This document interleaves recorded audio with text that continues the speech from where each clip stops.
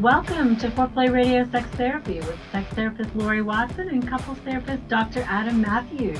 Today we're going to talk about technically a menage a trois. Whatever do we mean by that, Laurie? Oh, what are we talking about? We know we're talking about couples, so we're not going to be suggesting menage a trois. But what is this? This is something that I think is so timely. This is your pet peeve. This is my pet peeve, and I'm gonna have you're going to talk me off the ledge here a little bit, probably. Okay. Because I think I'm on the opposite side of you, just a little bit. Okay.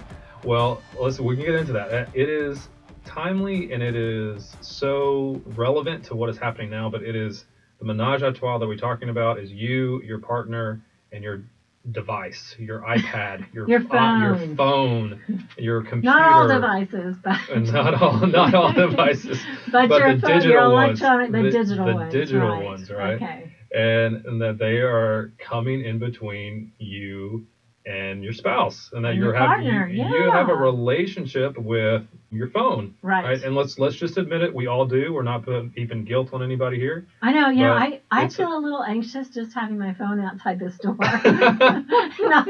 not being able to access it during the podcast. It's like, oh my gosh, am I going to live for a half an hour? Yeah, and this is like neither one of us grew up with these things, but they become, and so imagine like this is becoming a huge issue. It's my security blanket. It's become, the next generation, like it's going to be even worse. Like they're just going to have chips in their head. Yeah. Embedded. Yeah, and so I think it is, especially as it relates to sex, and relationships. Lord. Like this is becoming.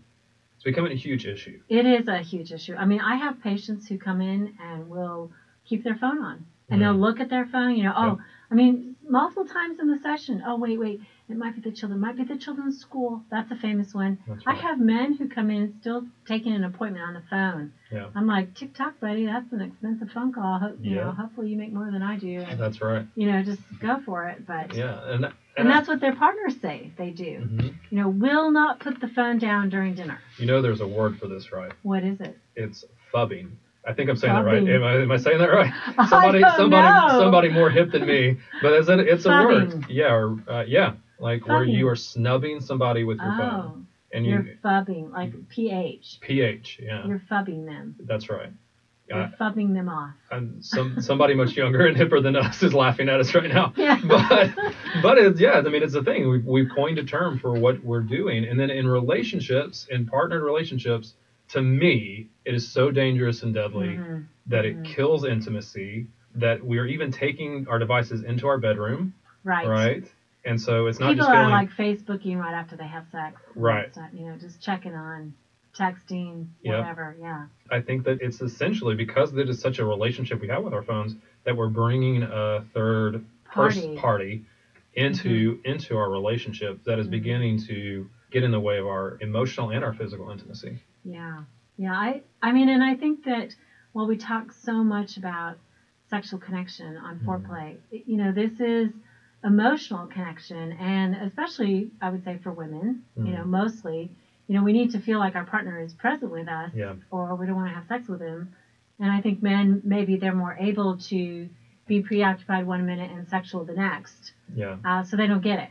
I was just working. Yeah. That was it. I was just working. Yeah, I was just returning a couple emails. Exactly. Just a couple emails. Yeah. Yeah. Oh, those emails are killer. Well, and it's becoming, I think, one of the things that I think for both men and women that happen is that, and you tell me how you feel about this, is that we need to feel like our partner sees us as number one. Yes. As we are the first priority, that we come before other things, and that we're starting to compete for that spot with the phone or the Facebook or social media or whatever. Yeah, or the email or the text or whatever, that we have to respond to those before we pay attention to our partner. And that's where I think that it is starting to become an issue. I agree. I mean, I go out to dinner and I see so many couples sitting at their table on their phones.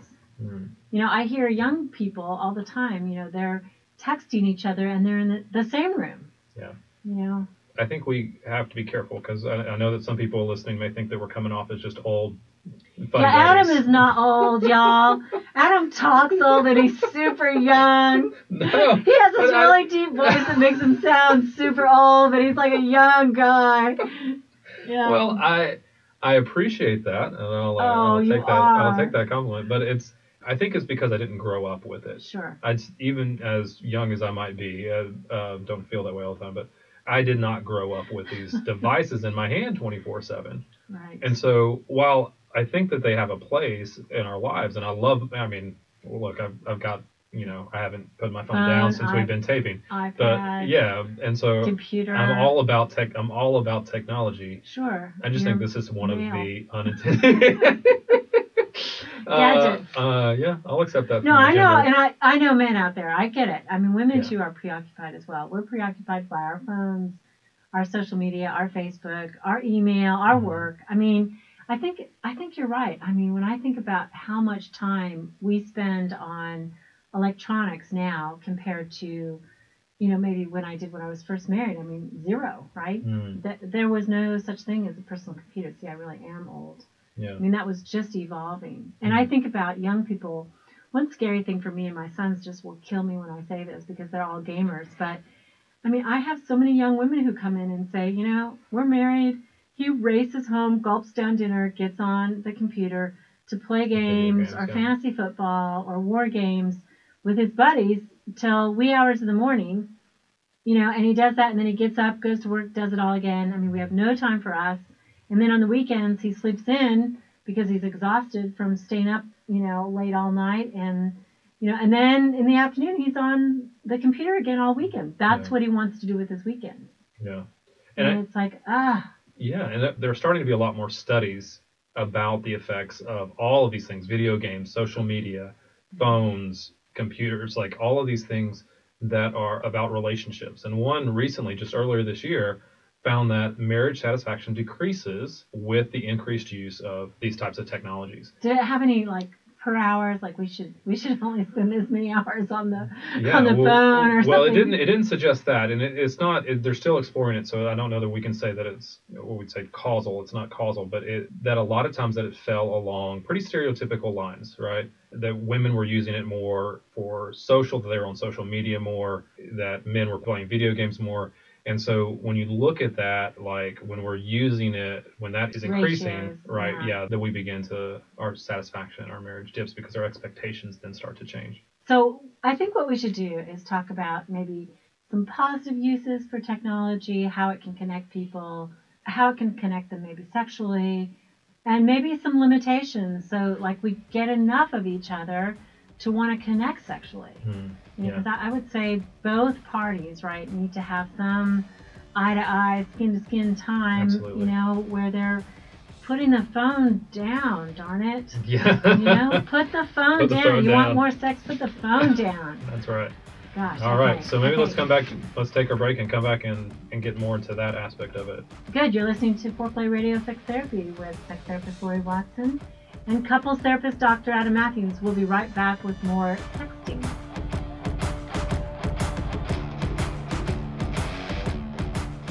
Wanting sex again.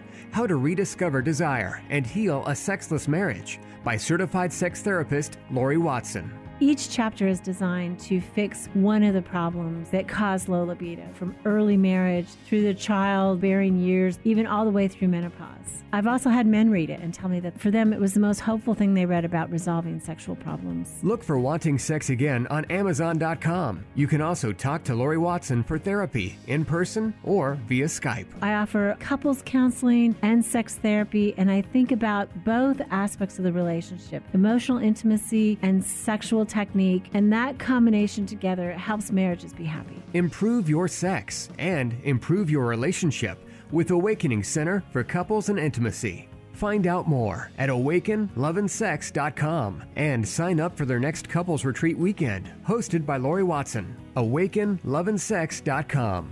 Awaken what's possible.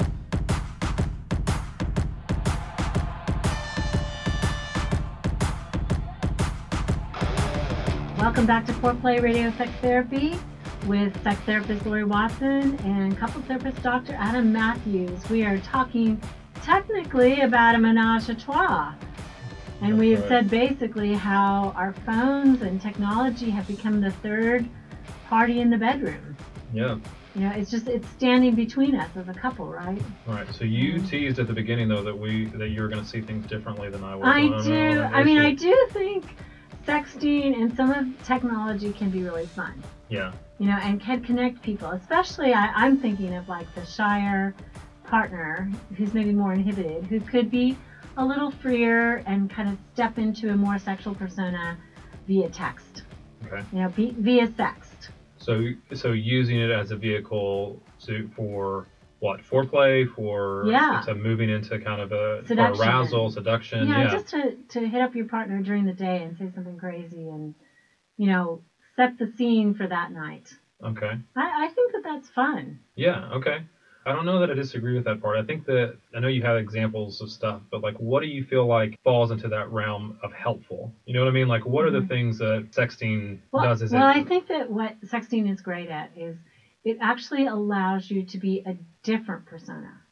You're not necessarily stuck to maybe the more inhibited part of yourself face to face. You can be a little wilder and crazier on a sext, which is of course part of yourself. Okay. And maybe putting that out there for your partner. I mean, I think, let's say this, very few men would hate to get a sext at work. That would be like biggest turn on of their day, their world. That would be great. I think women sometimes are a little more anxious about receiving it, especially if it's a picture. Oh, yeah. You got to be really careful, especially if the phone is owned by work. Yeah. None of that. I mean, be really, really careful of using devices at work. I have a funny story. So a girlfriend of mine, she started work at this new place. Oh my gosh, I think you might know her too, Adam. But she started work at this new place, and her husband, to encourage her, sent her this crazy explicit email about what he was going to do to her that night. When she got home. On her work email. On her work email. Oh my goodness. And a couple hours later, her new boss came in and was just kind of going through some stuff. And he said, "Oh, and by the way, I get a copy of every email you get." Oh. She went into the bathroom and nearly died. She's like, she had to go home. She said it was her first day. She had to go home because she was so embarrassed. So you got to be careful. Be careful about that. I think for me, I don't know if it's a disagreement. I would just say that I think that it has to be consistent with your relationship. Like, I get the trying on different personas, and I think I think it can be fun. I think it can be playful. I think it can be a change of pace. I think it also has to be within what, I think, again, we go back to the discussion between your partners. I don't know if you have to talk about what types of sex that you receive, but that it is a part of who you are as a couple, and that there's some part of that. Okay, this is where we are going to disagree. That's where we disagree. Okay, so tell me what in the world, I mean, doesn't that limit the person from role playing or being more of like the erotic self, like that is a surprise? I mean, sure. If it has to be congruent, how do you ever grow outside that? Right. I think that's a good point. I mean, I think that there has to be ways for you to do that, but I also think that it has to. I guess maybe what I would say, the word I might use is when it becomes unsafe. I think maybe that's a better way to say it. I don't like unsafe. Tell me what you mean. Well, I think that it can be. So like a sex between a husband and wife, let's say. Right. What would be unsafe?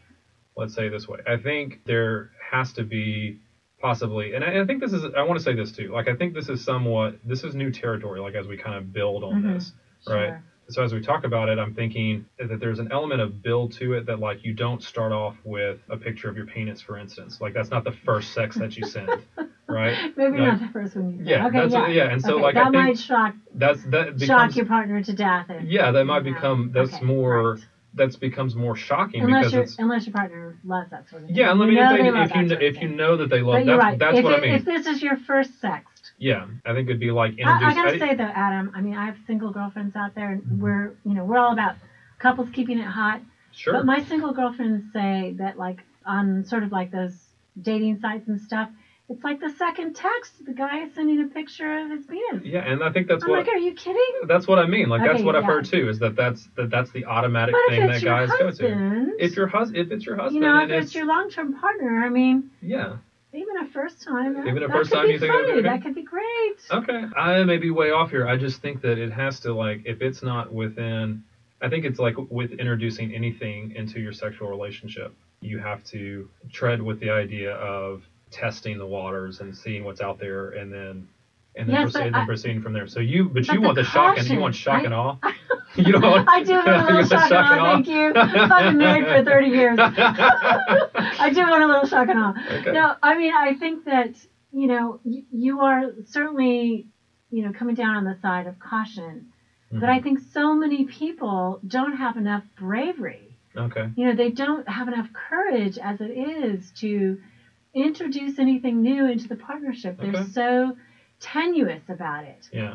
And so how do you ever break out of what is normal? And sometimes I think seduction and gestures don't work if they're too tentative. Okay. That tentativeness shows anxiety, and it doesn't pull off the shock and awe that you wanted it to. And so your partner is like, ooh. Yeah. But it's not really ooh about the gesture. It's ooh about the anxiety that accompanies it. Okay. Maybe we can agree on this point. Would you say, too, that then you also have to, let's say I'm courageous and I put myself out there and do something that I wouldn't normally do. Right. In a text. That's on my phone forever. Anyway. Adam is a little paranoid. Okay, go ahead, Adam. That is, that I put myself out there. Let's say then my wife does not respond to it, or my partner doesn't respond to it, right? Nothing. Like, That's scary. Yeah, I mean, well, and I'm saying, like, I think then in that case, maybe we can agree that then I have to then read what's happening with her, what she considers to be seductive. If she likes, she likes the pictures, if she likes the messages that I'm sending, then I think that bold move is rewarded. But having to also to read my partner and to kind of understand that as well. Would you agree with that part of it, or would you think sure. that's... I mean, I think if you know your partner and you know that maybe they are more inhibited, or they're shyer, or they're not used to that sort of thing, certainly start maybe gentler, right? Yeah. Want to make love to you tonight, or thinking of making love to you tonight. I mean, that's sweet. But I don't know. I think you should never read into a reaction. Sure, I think absolutely, you need to clarify, right, and say, hey, when you get home that night and there's been no response to the picture of the penis, you're like, okay, was that too much? Yeah, what were you feeling about that? I think and you're they're right. like, hey, I'm just getting ready to text you back, but the children were around, so I couldn't take the pic. You're right. like, phew, thank God. Okay. I think definitely don't want to discourage courage and boldness in that. Like, I don't want to discourage that, because I think you're right. Like, I think that people are often too inhibited to take the seductive route.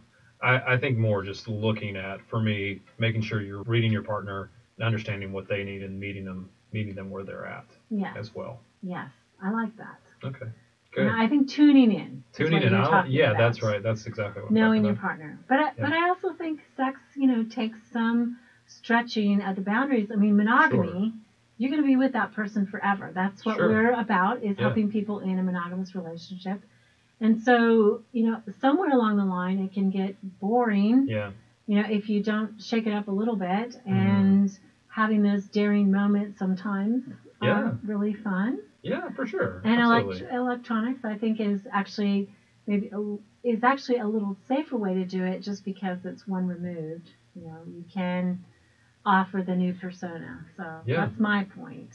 I think that's. But I think you're right about generally electronics is getting in the way of real people being with each other, face to face. We talked about too, like maybe offering just a few points about how we can kind of take out the trois. The third party, and removing that from our relationship, so it's not inhibiting, so that it's helping rather than inhibiting our relationships, right? Sexting, as we talked about, I mean, I'm not against sexting, though, don't hear that, but using that in a way that works rather than a way that is taking away from and using our phones that are getting in the way of our relationships, right? Yeah. Do you have any tips about that? So, I mean, put the phone down for 2 hours every night. Yeah. No electronics during dinner, putting the kids to bed, and afterwards, sit and talk. Maybe with a glass of wine after the kids are in bed for at least a half an hour. So that, dinner to the kids in bed to that half hour of decompressing, just having time together, face to face, eye to eye. Yeah, I think that I've heard people refer to this as kind of technology-free zones or technology-free times, carving out a block of time where you're dedicated for it to be tech free. And I've had people who swear that their job is so big and so important that they can't possibly put the phone down for an hour. And I'm like, well, what do you do when you're at another client's? Yeah. Like when you're at another client's, do you keep your phone on? They're like, no, I just shut my phone off. I'm like, well then why can't you shut your phone off for dinner? Yeah. I mean, really? Yeah. So you got to find a way to do that. And that goes back to our talk about putting your partner as number one. Like they've got to come before work. They've got to come before the phone. And I think that makes us feel more sexual when we know we are that important to our partner. Yeah. The other thing I might add to that is let's get the phones out of the bedroom. Get the phone out of the bedroom. Killjoy. I am the killjoy. I think phones out of the bedroom. Yes, I think that as we've talked about before, we talked about making the bedroom a sacred space that's about two things, about rest and about sex. And so I got to read a funny sex. Oh, hit it. Okay. Bring it. So person 1 says, "What are you doing?" Person 2 says, "Laying in bed." Person 1, just laying in bed? Nothing else? Person number 2, "I'm eating cereal." And the other person says, "Ha ha ha, nice. What would you do if I was in bed next to you?" Person number 2, "Eat my cereal." Laugh out loud. I mean, if the cereal wasn't there, then I'd get out of bed and go get the cereal. I look for some funny sex out there that I can read. That's really funny. That was good. Yeah. Not very sexy. Probably take the cereal out of the bedroom. Yeah, no cereal in bed. Right. Maybe. Yeah. I mean, I think it can't, like we've talked about, can be very helpful, but I also think we just got to draw some boundaries around it. And I think that's one that you might want to consider. Definitely prioritizing couple time. Yeah, absolutely. Tech free. I remember we used to go on trips without our children with no phones. I mean, we would just leave the babysitter, the name of the hotel, where we were going on vacation. I mean, for days and days without phone contact, even to our kids. Yeah. Crazy. It can be done. It can be done. Yeah. Well, thanks for listening to our Technically Speaking Menage a Trois episode of Foreplay Radio Sex Therapy. You are listening to sex therapist Laurie Watson and couples therapist Dr. Adam Matthews. Please find us on the web and Twitter and Facebook with Foreplay Radio Sex Therapy, RST for the web, and find us on Twitter and Facebook. Thanks for listening. Hey, help us stay on top here at Foreplay. We'd love it if you would subscribe and share it with your friends. And please take 1 sec and rate and review us. Thanks so much.